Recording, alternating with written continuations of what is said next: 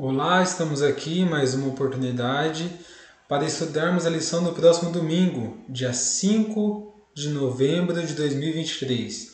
Estaremos estudando a lição de número 6, que tem por título Fé para crer na natureza humana e divina de Jesus.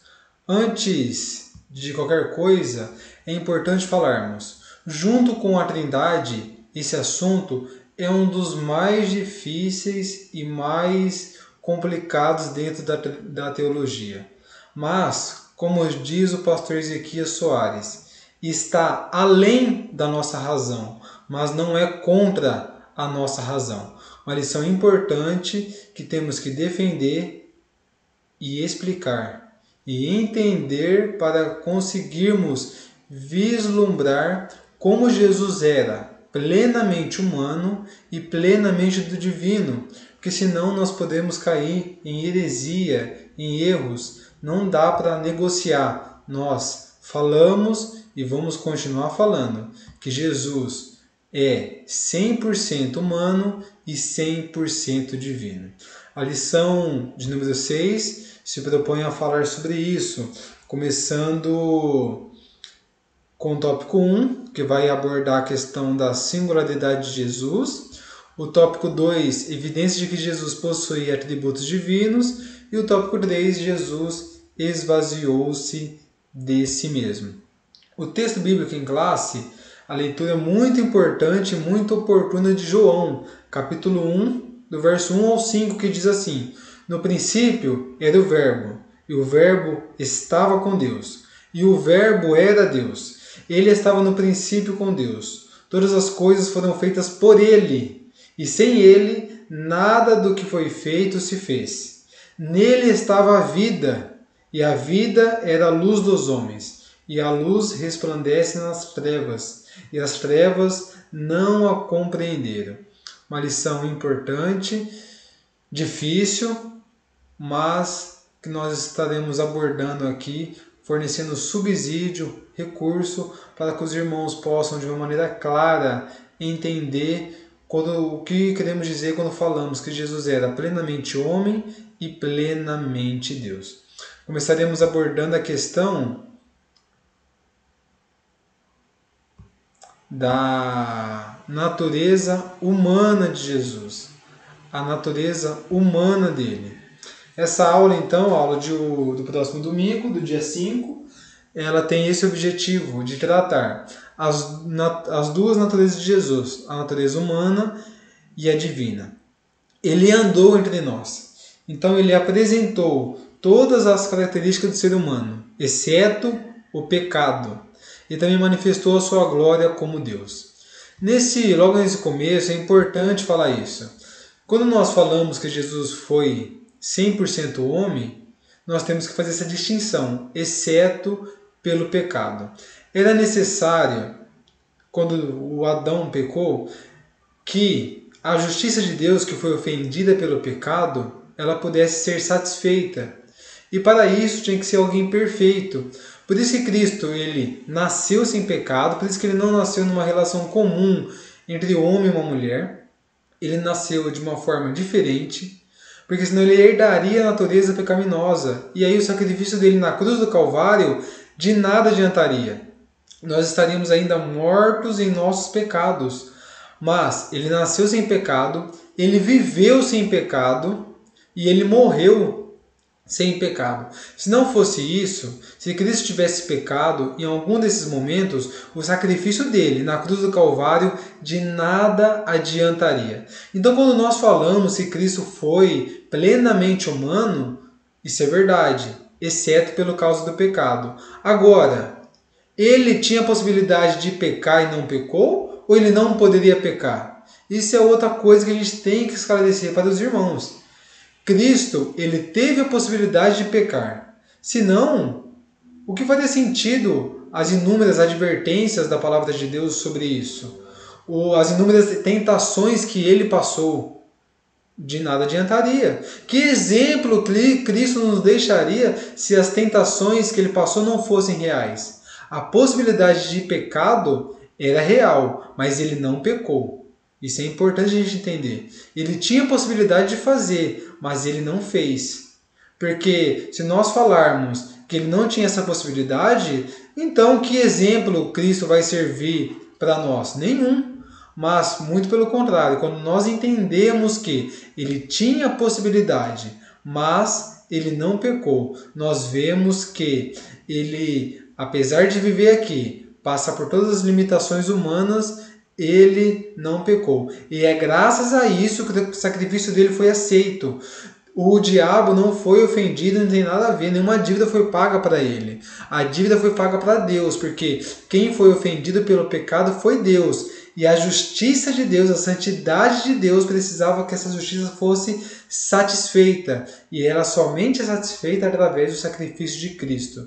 Então, na morte de Cristo, ele vence o pecado.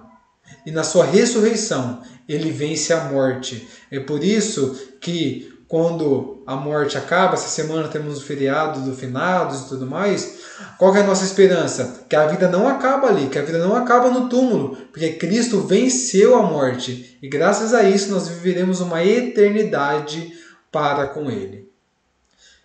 Então, Jesus Cristo é o eterno e verdadeiro Deus e ao mesmo tempo o verdadeiro homem. O ensino da humanidade de Cristo não neutraliza sua divindade, pois ele possui duas naturezas, uma humana e uma divina. Esse texto de 1 Timóteo 2,5 é importantíssimo. Ele diz: porque há um só Deus e um só mediador entre Deus e os homens, Jesus Cristo, homem. Isso prova como Jesus Cristo veio em carne. E aí a gente desmonta algumas coisas também, né? Nessa semana também comemoramos, né, dia 31 de outubro, 506 anos da Reforma Protestante. E um dos pontos da Reforma Protestante é o sacerdócio universal de todos os crentes. Eu posso clamar a Deus, porque só há um mediador. Não há outro mediador entre Deus e os homens. Só há um, que é Jesus Cristo, o Filho de Deus. E aí Timóteo vai falar, Paulo vai falar para Timóteo, Jesus Cristo, o homem. Isso prova que Jesus veio na natureza humana. Os evangelhos, então, eles revelam atributos característicos do ser humano em Jesus. Todo ser humano nasce de mulher, cresce e morre. Tem emoções, alegra-se e entristece. Seu corpo entristece-se e seu corpo cansa-se. Cristo experimentou tudo isso quando esteve entre nós. Ele nasceu de uma mulher, embora gerado pela ação sobrenatural do Espírito Santo, seu nascimento, ou seja, o seu parto foi comum, foi natural, foi normal como qualquer de outro ser humano, exceto pelo fato do pecado. Porque se Cristo nascesse de uma relação comum, o sacrifício dele não seria válido, não seria aceito, como eu já falei aqui. Ele cresceu em estatura e em sabedoria. Ele sentiu sono, ele sentiu fome, sede, cansaço. Ele sofreu, ele chorou e ele sentiu angústia. Aí estão as referências, todos desses versículos que comprovam que Cristo passou por tudo isso. Tudo isso fato da experiência humana. Ele teve mãe humana, irmãos, irmãs. Ele morreu, embora ressuscitasse ao terceiro dia, ele passou pelo ardor da morte. Por isso que quando Cristo está perto de morrer, ele pede para Deus, Deus, se for possível, passa de mim esse cálice. Porque ele sentiu que ele estava longe de Deus. Quando nós pecamos, nós ficamos angustiados. Agora você imagina, né? Nós ficamos angustiados e sentimos Deus distante. Agora você imagina Jesus Cristo levando todos os nossos pecados. Ele foi esse cordeiro que levou os nossos pecados. Então ele clama, ele passou pelo ardor da morte. Por isso que ele clama para Deus pedindo para que Deus livrasse ele disso. Ele deu provas materiais de ter um corpo humano. Ele foi feito semelhante aos homens, mas sem pecado, como nós já falamos. Então vamos abordar as fraquezas e limitações de Jesus, as limitações humanas, para que nós possamos comprovar que realmente ele veio em carne, ele habitou entre nós e ele manifestou a sua glória. Jesus tinha um corpo humano, O fato de Jesus tinha um corpo humano, como podemos ver em muitas passagens das Escrituras, ele nasceu da mesma maneira a cada nascer entre os seres humanos. Ele cresceu como uma criança normal para atingir a idade adulta, como todas as crianças fazem. Jesus estava cansado, como todos nós, pois lemos que Jesus, cansado da viagem, sentou-se. Isso está lá em João, capítulo 4, e o verso 6. Sentiu sede, porque quando ele estava na cruz, ele disse, tenho sede. Depois de jejuar por 40 dias no deserto, Jesus, o que ele falou? Ele falou que ele estava com fome. Quando Jesus estava a caminho do Gólgota para ser crucificado, os soldados obrigaram Simão Cirineu a carregar a cruz de Jesus. Por quê? Porque com certeza, provavelmente, Jesus estava enfraquecido pelas chibatadas. Depois de ter sido dado, já não tinha mais forças para levar a si mesmo. Por isso que Simão Cirineu ajuda Jesus a levar essa cruz. Jesus tinha uma mente humana. O fato de Jesus que ele crescia em sabedoria, este processo de aprendizagem comum a todos era parte da verdadeira humanidade de Cristo. Nós também podemos ver que Jesus tinha uma mente como a nossa, quando ele fala do retorno do dia da terra. Ele diz assim, mas daquele dia e hora ninguém sabe, nem mesmo os anjos do céu, nem o Filho, mas somente o Pai. É claro que quando Jesus falou isso, ele falou isso no aspecto humano, que ele estava aqui.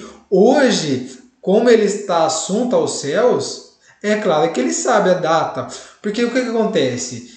Não existem 3 onipotências, 3 onisciências e 3 onipresença. Existe uma onisciência, uma onipotência e uma onipresença, que habita nas 3 pessoas da Trindade.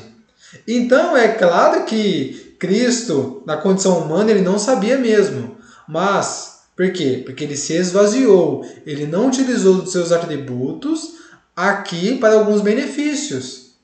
Então, quando ele é assunto aos céus, é claro que ele sabe. Porque a mesma onisciência que ele tem, o Pai tem. A mesma onisciência que ele tem, o Espírito Santo também tem. Então é claro que Jesus falou isso no aspecto humano aqui. Hoje nós entendemos que, com certeza, é claro, é evidente que ele sabe a data da volta de Jesus. Jesus tinha emoções humanas. Nós vemos vários indícios de que Jesus possuía uma alma humana. Pouco antes de sua crucificação, Jesus disse, agora a minha alma está perturbada. Dito isto, Jesus perturbou-se profundamente. João 13, 21. Em ambos os versos, a palavra utilizada aí é o termo grego para angústia, uma palavra que é frequentemente usada para se referir a pessoas com ansiedade ou de repente surpreendido por algum perigo. Jesus experimentou toda a gama de emoções. Ele foi surpreendido pela fé do centurião. Ele chorou de tristeza por causa da morte de Lázaro. Então todos esses fatos, todas essas evidências mostram para nós como Jesus tinha tudo que nós temos. E isso é um privilégio da fé cristã. Quando você ora para Jesus, ele sabe o que você está passando, não porque ele é onisciente, mas porque quando ele esteve aqui na terra, ele passou por tudo que nós passamos. Que Deus é esse? Que Deus poderoso. Você imaginar que ele sabe porque ele tem todo o conhecimento do que nós estamos passando, mas porque ele vivenciou, ele experimentou, ele passou por tudo isso que nós passamos. Isso é um privilégio exclusivo da fé cristã, exclusivo do cristianismo. Nós temos esse privilégio de clamar a um Deus e falar, Deus, o teu filho sabe como é difícil viver aqui na terra, porque quando ele passou por aqui, ele experimentou tudo isso. Me ajuda, me dá graça. Isso é um privilégio da fé cristã. Então ele experimentou por tudo isso, foi surpreendido, chorou, ficou triste e muitas outras emoções que ele passou. Agora, por que foi necessária a plena humanidade de Jesus? Porque, como nós falamos, que Cristo foi plenamente homem, plenamente Deus, Afinal, qual a relevância disso? Por que isso é importante?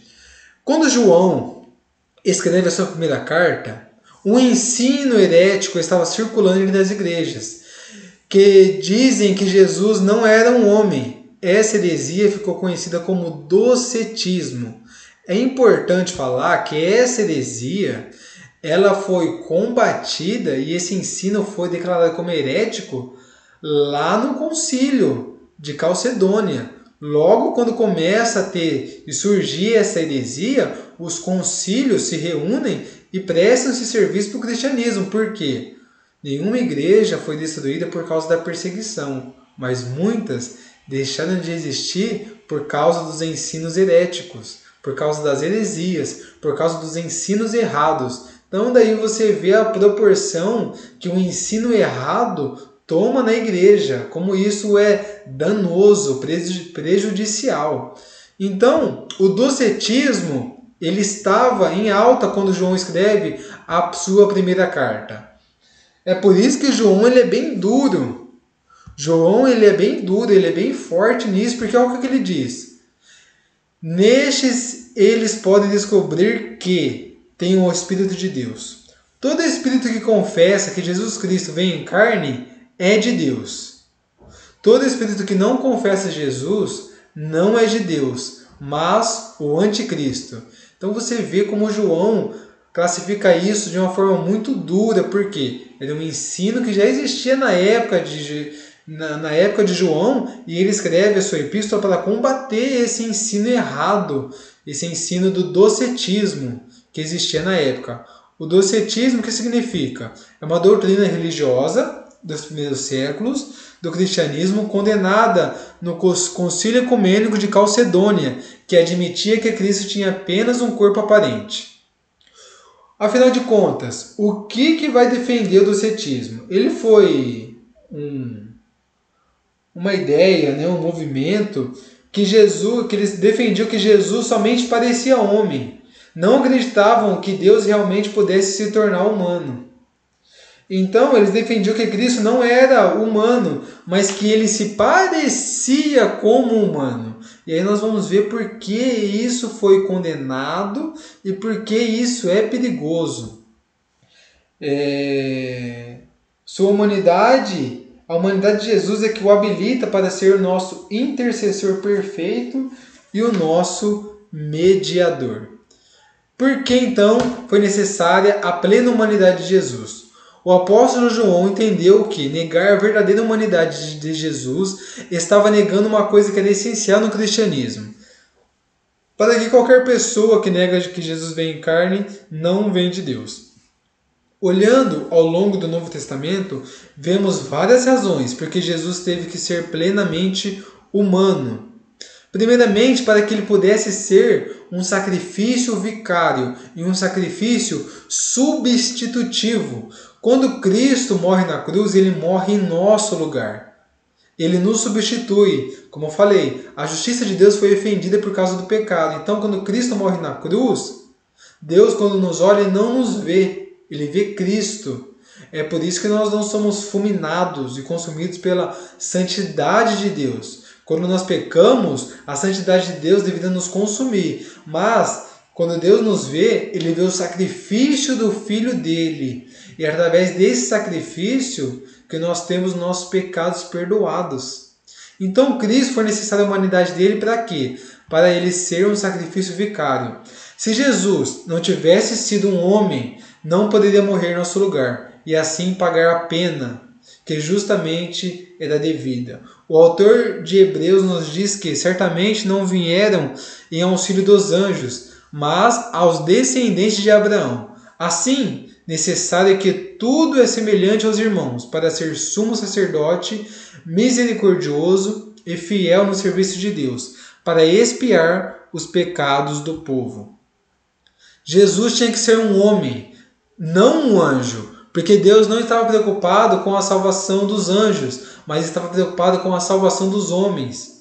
Mas para fazer isso, era necessário que ele fosse igual aos seres humanos. Para expiar os nossos pecados, o sacrifício é substitutivo e aceitável para todos nós. Por isso que Cristo precisou vir numa forma humana, porque senão não valeria nada a morte dele.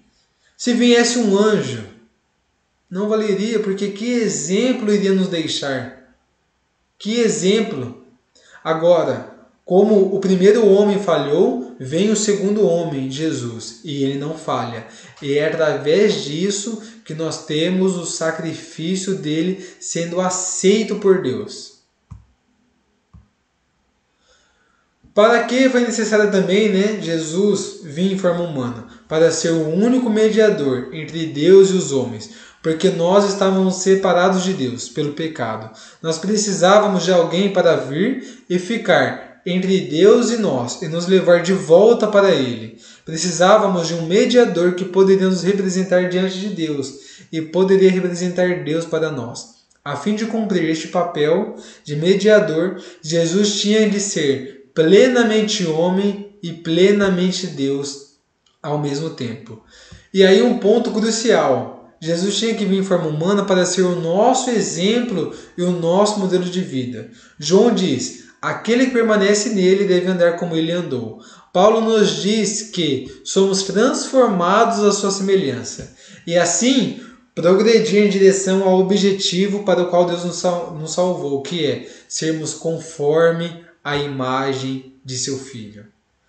Um cristão tem sempre esse objetivo, ser transformado conforme a imagem do Filho dele. E isso só é possível porque Cristo encarnou. E agora nós temos um exemplo a seguir. Nós temos alguém para se espelhar. Nós temos alguém que nós podemos olhar, confiar e entregar-nos de forma completa. Porque ele viveu aqui como nós. Ele passou por sofrimento, passou por cansaço, passou por sede, passou por fome e agora está ao lado do Pai. E a Bíblia diz que ele intercede por nós. Por isso, quando nós oramos a Deus, ele é o nosso único mediador. Nós podemos orar mediante da onde estivermos, em pé, sentado, deitado, de joelhos. Nós podemos orar para Deus. Porque ele vai nos atender. E ao lado dele tem Jesus, que passou por todas as limitações humanas, que nos conhece, não pela onisciência, nos conhece porque ele passou por tudo isso que nós passamos aqui. Porque enquanto esteve aqui, ele experimentou todas as fases da vida humana. Ele experimentou a morte, ele experimentou o que é ser traído, ele experimentou o que é ser enganado, ele foi cuspido, ele sofreu, ele passou por situações difíceis e complicadas. E hoje ele está ao lado de Deus e ele intercede por nós. Ele é o nosso único e suficiente mediador e salvador. Pedro vai dizer que devemos considerar o exemplo de Cristo, em especial no sofrimento. Cristo sofreu por vós, deixando um exemplo a seguir seus passos. Agora nós vamos para a natureza divina. Então, finalizando a natureza humana, nós entendemos que Jesus Cristo realmente ele veio em carne, ele veio em corpo, ele passou pelas limitações humanas, como eu já falei. Ele se entristeceu, ele chorou pela morte do seu amigo, ele teve amizades, ele foi traído pelo seu discípulo. Então ele passou toda a experiência humana e isso é de grande ganho para nós. E isso é graças a isso que o sacrifício dele foi aceito na cruz do Calvário. Ele passou por todas as experiências. E Hebreus vai dizer que em tudo ele foi tentado, mas sem pecado. Cristo poderia pecar, mas ele não pecou. E ele não usou dos seus atributos divinos para se esquivar do pecado. Porque quando o inimigo aparece para ele, tentando ele, tenta ele na onde? No aspecto humano, no aspecto fraco. Ele passa 40 dias e 40 noites sem comer. Ele passa de jejum. E aí, a Bíblia diz que ele teve fome. Quem que aparece para saciar essa fome? O inimigo de nossas almas, o diabo. E oferece para ele, come aqui esse pão que eu te dou. Basta você se inclinar e me adorar que tudo isso aqui é seu. E Jesus estava com fome, ele poderia ser propenso a fazer aquilo, mas ele disse: nem só de pão viverá o homem, mas de toda palavra que sai da boca de Deus. E Satanás se afastou dele. E o que a Bíblia diz em seguida? Procurando momento oportuno para tentá-lo novamente. O inimigo de nossas almas é assim. Ele busca o momento certo, oportuno, para nos tentar, para que nós possamos sair da presença de Deus, para que nós possamos pecar contra Deus. Então, quando Cristo morre na cruz do Calvário, ele está satisfazendo a justiça de Deus, a santidade de Deus que foi ofendida no pecado, foi ofendida lá no Éden. Então essa justiça de Deus é satisfeita graças ao sacrifício de Cristo. Por isso nós defendemos que ele veio em corpo humano, passou por tudo isso aqui, por essas limitações, e graças a esse amor dele é que nós somos hoje, podemos considerar filhos de Deus. O cristão é um filho de Deus, pois graças e mediante esse sacrifício, Cristo, Deus nos aceitou como filhos, graças ao sacrifício do Filho dele, do único Filho. Deus não tinha 10 filhos e mandou mais rebeldes, não. Ele tinha o seu único Filho, mas por amor a nós, Deus envia ele e ele se limita, passa por todas as limitações humanas para que ele pudesse ser um sacrifício perfeito e aceito por Deus. E graças a Cristo, que poderia ter pecado, mas não pecou, é graças a isso que o sacrifício dele foi aceito. E hoje nós temos paz com Deus, graças a esse sacrifício. Então, Cristo viveu como ser humano, morreu como ser humano, passou pela fase da adolescência, fase adulta, teve amigos, teve mães, irmãos, sofreu, foi humilhado, foi cuspido, passou por sofrimento, passou por dificuldade, passou por momentos difíceis, ele chorou, ele se entristeceu, ele teve fome, ele teve cansaço, ele teve sede, mas em tudo isso, a única coisa que ele não fez foi pecar. Ele viveu uma vida plena, sem pecar. E graças a isso, que o sacrifício dele foi aceito. Porque como eu já falei, se Cristo tivesse pecado, o sacrifício dele de nada adiantaria na cruz do Calvário. Se Cristo tivesse errado, nada adiantaria ele morrer por nós. O sacrifício dele não seria aceito. Por isso que ele nasce numa concepção diferente, porque senão a morte dele de nada adiantaria e valeria para nós. Agora nós vamos falar sobre os aspectos divinos da natureza de Cristo enquanto ele esteve aqui. A Bíblia ensina e afirma de maneira explícita que Jesus é Deus igual ao Pai, portanto, da mesma essência ou da mesma substância. Convém ressaltar que Jesus não é metade Deus e metade homem. Nada foi mudado na encarnação de Jesus. Portanto, ele é o perfeito homem, Jesus Cristo homem, e o perfeito Deus em toda plenitude, porque nele habita corporalmente toda a plenitude da divindade. O termo grego para a forma usado nesse texto, usado pelo apóstolo Paulo em Filipenses 2,6, sendo forma de Deus, indica a essência imutável. Portanto, Jesus jamais deixou de ser Deus. Há inúmeras referências bíblicas em defesa da divindade de Cristo. Então, quando Cristo esteve aqui na Terra, ele não deixou de ser Deus. E outro ponto, como foi falado aqui, Jesus não é metade Deus e metade homem, mas ele é plenamente Deus e plenamente homem. Aí agora, como eu falei no começo, o pastor Ezequias Soares ele fala, por mais que isso possa estar além da nossa razão, isso não é contra a nossa razão. Nós temos que entender muito bem disso para que nós não possamos cair em erro. Nós temos que saber e entender esse ponto do cristianismo e do evangelho para que a gente possa falar das coisas como realmente aconteceram e como realmente são. Então, o termo grego utilizado aí, Jesus jamais, então, ele deixou de ser Deus. Há inúmeras referências bíblicas em defesa disso, né? Por mais que isso possa estar além da nossa razão, não está contra a nossa razão. Isso é importante falarmos e entendermos, né? Então, esse termo grego usado como forma em Filipenses 2 indica a essência imutável de Jesus. Jesus jamais deixou de ser Deus. Agora, tem um ponto importante, vamos lá. João 10:30 diz assim, do 30 ao 33, eu e o Pai somos um. Os judeus então pegaram, outra vez, em pedras para o apedrejarem. Respondeu-lhe Jesus, tenho-vos mostrado muitas obras boas procedentes de meu Pai. Por qual dessas obras me apedrejais?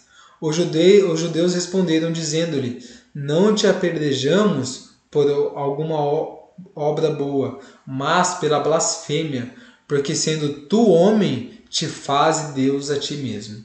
Jesus, você nunca vai ler uma passagem bíblica e Jesus vai estar falando assim, ó, eu sou Deus. Explicitamente não, mas implicitamente sim. Como nesse texto que ele fala, eu e o Pai somos um. Quem vê a mim, vê o Pai.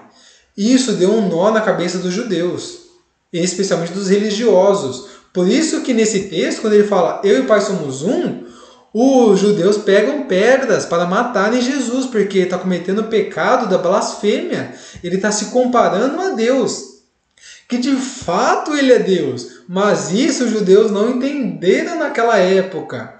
Por isso que deu um nó na cabeça dele, e onde Jesus passava praticamente, os judeus se comparavam a Deus. De forma explícita, ele nunca falou que era Deus, mas ele sempre deu sinais. Eu e o Pai somos um. Quem vê a mim vê o Pai. Ele perdoou pecados. A única pessoa que tem autoridade para perdoar pecados quem quer é Deus. Então, quando Jesus faz esses sinais, faz essas obras, ele está se comparando a Deus. É por isso que os judeus tentam matar ele, porque é o que os judeus falam, ó, porque sendo tu homem, te fazes Deus a ti mesmo. Nós não estamos querendo te apedrejar por causa de alguma boa obra que você fez, mas por causa da sua blasfêmia. Esse texto é importante. Então, a declaração de Jesus de ser como o Pai não se trata apenas de uma unidade de pensamento e de comunhão. Os judeus interpretaram corretamente o discurso do Mestre, porém não aceitaram essa verdade. Eles disseram, não te apedrejamos por alguma obra boa, mas pela blasfêmia. Se o Senhor Jesus não tivesse falado de sua deidade, certamente ele teria corrigido o mal-entendido. Mas ele não o fez. Por quê? Porque ele aceitou a acusação dos judeus de se declarar-se como Deus. De se declarar-se como Deus, não. De se declarar-se Deus. Ele aceita. Ele não corrige esse suposto mal-entendido. Porque ele realmente era Deus enquanto esteve aqui na Terra. A onipotência de Jesus enquanto ele esteve aqui na Terra. A Bíblia ensina que o Filho é onipotente, isto é, todo-poderoso. Jesus disse em Mateus 28:18, é-me dado todo o poder no céu e na terra. Jesus tem todo o poder no céu e na terra. Em outras palavras, não há nada no céu e na terra que ele não possa fazer. Para ele não há nada impossível. A Bíblia ensina que Jesus já possuía esse poder antes mesmo de vir ao mundo. Filipenses 2, do 6 ao 8. Após sua ressurreição, ele recuperou o mesmo poder e a mesma glória que tinha com o Pai antes do que o mundo existisse. Jesus está acima de todo principado e poder, e potestade, e domínio, e todo nome que se nomeia, não só neste século, mas também no vindouro. Como eu falei, Jesus não é menos poderoso do que Deus, ele tem o mesmo poder do que Deus. Ele tem a mesma característica, a mesma essência, o mesmo poder, a mesma onipotência, a mesma onisciência, a mesma onipresença. Ele é o mesmo. Nós vemos também a onipresença de Jesus, porque é o poder de estar presente em todos os lugares. Jesus é ilimitado no tempo e no espaço. Ele disse, porque onde estiverem 2 ou 3 reunidos em meu nome, aí estou no meio deles. E mais, eis que estou convosco todos os dias, até a consumação dos séculos. Essas duas passagens mostram que Jesus está presente em toda a parte do universo, porque Ele é onipresente. Nós encontramos o cumprimento de suas palavras na própria Bíblia, que Ele diz: e eles, tendo partido, pregaram todas as partes, cooperando com eles o Senhor, e confirmando a palavra com os sinais que se seguiram. E hoje, nos cultos, em nossas vidas, no trabalho, na escola e no lar, Jesus está presente em tudo que nós fazemos. Onisciência de Jesus. A onisciência é um outro atributo que só Deus possui. E, no entanto, Jesus revelou essa onisciência durante seu ministério. Em João 1,47, por exemplo, quando diz que ele viu Natanael debaixo da figueira, ele sabia que no mar havia um peixe com uma moeda, que Pedro, ao lançar um anzol, o pescaria e com o dinheiro pagaria o imposto, tanto por ele como por Cristo. Em João 2,24 está escrito que não havia necessidade de ninguém falar sobre o que há no interior do homem, porque Jesus já sabia de tudo. A Bíblia afirma que só Deus conhece o coração dos homens. Então, todos esses atributos, todas essas passagens, vai mostrar como Jesus era plenamente Deus. Como Jesus era plenamente Deus enquanto esteve aqui na Terra. Então, Jesus não é somente onisciente, Ele é também Deus. Ele sabia que a mulher samaritana já havia possuído 5 maridos e que o atual homem com quem vivia não era o seu marido. Então, tudo isso colabora para entendermos que Jesus era plenamente Deus também. Muitos desses atributos ele não utilizou aqui na Terra. Jesus viveu, a Bíblia vai falar que Jesus crescia em estatura e em sabedoria. Jesus crescia em graça e em conhecimento. Jesus foi uma pessoa cheia do Espírito Santo de Deus, para nos deixar o exemplo de como nós podemos viver aqui na Terra. Tem um texto que pode causar algum embaraço. Esse texto diz assim, João 14:28. Ouvistes o que eu vos disse, vou e venho para vós, se me amasseis. Certamente exultaríeis por ter dito, vou para o Pai, porque o Pai é maior do que eu. Essa passagem pode causar um problema, porque Jesus está falando que o Pai é maior que ele. O que ele quis dizer o que Jesus quis dizer quando ele falou isso? Nós temos que resolver esse texto, esse mal entendido, porque senão a gente coloca Jesus numa segunda categoria, como se Jesus tivesse menos poder do que Deus, menos conhecimento, mas não é assim. Ele tem o mesmo poder, a mesma onisciência e a mesma onipresença. Vamos lá. Norman Geisler traz muito bem essa explicação. Jesus considerou-se menor do que Deus? De forma nenhuma. O Pai é maior que o Filho por ofício, mas não por natureza, já que ambos são Deus. Tal como um pai terreno que possui a mesma humanidade que o Filho, mas exerce uma função superior à deste, assim também o Pai e o Filho na Trindade são iguais em essência, mas diferentes em funções. Você tem um filho, você é pai, é um ser humano, seu filho também é um ser humano. Só que você é maior do que seu filho, por quê? Porque você tem uma autoridade,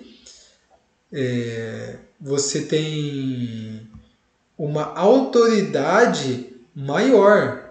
São iguais, mas vocês têm o quê? Função diferente. Vocês têm a mesma essência. Os dois são humanos, tanto o pai como o filho. Mas um tem uma função superior. O que o pai fala, o filho obedece. Aqui na Terra é assim. Então, é importante a gente entender o que Jesus quis falar quando ele disse isso. E aí, de forma semelhante, dizemos assim, que o presidente do país é maior do que os demais cidadãos. Agora, não em virtude do seu caráter, mas em virtude do que? Da sua posição. Portanto, não podemos dizer que Jesus se considerava o mínimo que fosse inferior a Deus em sua natureza. Jesus não era inferior a Deus em nada e não é inferior a Deus. Mesma coisa, como o Norman Geis explicou, o presidente da República é um ser humano igual a nós. Ser humano, erros e falhas, cheio de defeitos, é um ser humano, faz parte da raça humana. Só que ele está numa hierarquia maior, ele está numa posição maior, ele está numa função diferente, mas em essência ele é igual, ele é ser humano como nós. Então é isso que Jesus quis dizer quando ele falou que o Pai é maior do que ele. E finalizando, nós colocamos aí, os evangelhos, isso é importante, os evangelhos não estabelecem a fronteira entre as naturezas humana e divina de Jesus durante seu ministério terreno. Apresentam com clareza meridiana, que na verdade que mostra com muita transparência ou com muita evidência, como nós vimos, a natureza humana de Jesus durante seu ministério e não poderiam ser mais claros. Olhando os evangelhos e tudo mais, não tem maneira, o Ezequiel Soares que fala isso, não tem de maneira precisa nós falarmos assim, não, esse ato Jesus fez porque ele era Deus e usou seus atributos. Não, esse ato era porque ele não usou, não tem como você estabelecer essa fronteira entre o seu ministério terreno, quando ele efetuou tal ato, se foi no aspecto humano ou divino. Não tem como classificar. Isso aqui foi. Alguns nós lemos e entendemos, como nós falamos aqui, que foi por algum atributo dele, mas não tem como precisar isso, não tem como estabelecer esse ponto de partida e essa divisão. Não tem como estabelecer essa fronteira entre a natureza humana e divina de Jesus. Mas essa aula se propõe a falar que qual que é a aplicação dessa aula? Muito conhecimento, muito entendimento, muitas evidências do aspecto humano e divino de Jesus. Mas qual que é o ponto? Qual que é a aplicação que se deve fazer? É que Jesus esvaziou-se. Ele veio aqui na Terra, se sujeitou a ser igual a nós, passar por todas as limitações humanas, foi humilhado, foi traído, mas mesmo assim venceu. Teve o ardor da morte, e é graças a esse sacrifício, é graças a esse amor de Jesus que nós podemos hoje ter a certeza da vida eterna. É por causa disso. E por causa disso que nós temos um Deus que se compadece de nós. Quando nós estamos passando por um momento triste, complicado, difícil, você pode clamar a Deus, porque Ele vai te ouvir. Porque o Filho dele, enquanto esteve aqui na terra, ele passou por essas limitações, por essas fraquezas, porque ele sentiu fome, ele sentiu sede, ele sentiu cansaço. Então, nós podemos o quê? Clamar a Ele, porque Ele passou na pele tudo isso que nós passamos. E não há nada impossível para que Ele possa fazer, estender a mão dEle, nos consolar e nos ajudar, porque Ele nos conhece. Ele não nos criou, Ele não veio aqui, morreu, nos abandonou. Não, Ele continua no céu, cuidando de nós, velando e zelando pela nossa vida, para que juntos possamos, graças a esse sacrifício, graças à humanidade dele, graças à divindade dele, irmos morar no céu com ele e passarmos uma eternidade. É importante fazer essa aplicação da humanidade de Jesus, o porquê ele teve que vir sofrer para nos servir de exemplo. Porque nós agora temos alguém a seguir, nós temos um espelho, nós temos um padrão, Jesus Cristo, o Filho de Deus. Que Deus em Cristo abençoe a sua aula, abençoe a sua vida e muito obrigado por nos acompanhar em mais essa aula. Amém.